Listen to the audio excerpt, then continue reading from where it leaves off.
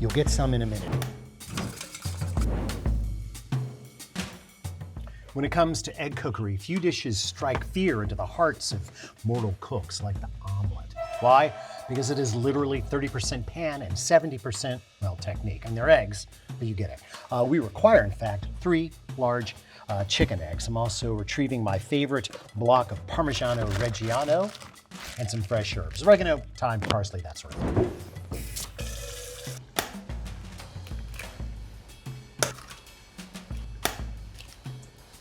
Ideally, the eggs would be 70 to 75 degrees when they hit the pan. If you keep your eggs in the fridge, you want to beat them in a metal bowl set over a second bowl of warm water. And use a fork, as a whisk will make your eggs frothy, and you don't want that. You need an 8-inch non-stick skillet or fry pan. Now, I'm a fan of nitrided carbon steel. That's steel that has been treated in a high-temperature, nitrogen-rich environment. So the nitrogen atoms literally lodge between the iron atoms at the surface, rendering said surface extremely hard and relatively stick-proof. And unlike coated pans, Teflon, this thing will only get better with use and age. It doesn't even mind metal tools.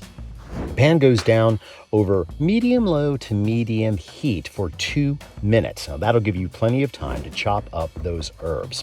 Also, at the last minute, I add half a teaspoon of kosher salt to the eggs, along with just under a teaspoon of olive oil, which is the only fat I will add to this recipe. You'll also need a rubber or silicone spatula. The eggs go in. There's not going to be any hissing, no drama.